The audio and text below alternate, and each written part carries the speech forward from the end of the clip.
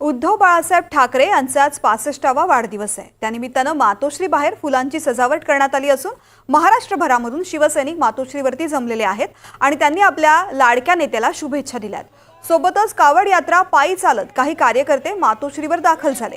उद्धव ठाकरेंना कावड भेट देण्यात आली आहे। दुसरीकडे नाशिक बंगळुरूवरून शिवसैनिक मातोश्रीवरती आलेत आणि उद्धव ठाकरे पुन्हा मुख्यमंत्री व्हावेत अशी इच्छा कार्यकर्त्यांनी व्यक्त केली आहे। उद्धव ठाकरेंनी या शिवसैनिकांचा मान राखत मातोश्री बाहेर येऊन शुभेच्छांचा स्वीकार केला आणि त्यांना सेल्फीही काढू दिला।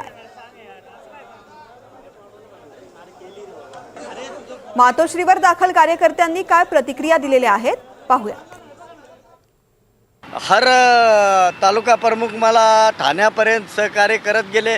आपले 108 नंबरची शाखा प्रमुख आपले शैलेश भाऊ पवार यांनी सुद्धा खूप सहकार्य केलं आणि उद्धव साहेबाला आम्ही एकच सांगून इच्छितो की आपली भरभराटी हो, आपल्या पक्षाची भरभराटी हो आणि आपलं आयुष्य सुखात समाधानाने जावो।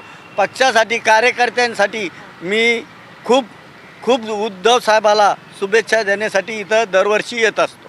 कुशावर्तावरनं पूजा करून तिकडनं त्र्यंबकेश्वरनं पाणी भरली गेलं आणि तिकडनं मग चप्पल बिना चप्पलचे हे आणि मी चप्पल घालून आलो तर आम्ही इथपर्यंत आलोच। ठिकठिकाणी आम्हाला सहकार्य केलं लोकांनी खूपसं आणि उद्धव साहेबांचं आरोग्य चांगलं राहावं आणि पंतप्रधानपर्यंत ते जावं हीच आमची अपेक्षा आहे।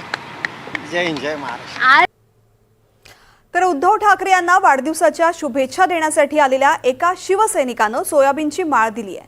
त्यावेळी सोयाबीनचे दर आणि कापसाचे दर याबाबतच उद्धव ठाकरेंसमोर सरकारवरती टीकाही केली। यावेळी सोयाबीन आणि कापूस उत्पादक शेतकरी जागा दाखवेल असा इशारा सुद्धा शिवसैनिकानं दिला। यावेळी उद्धव ठाकरे यांनी या शिवसैनिकाचं सर्व मनोगत ऐकून घेतलं।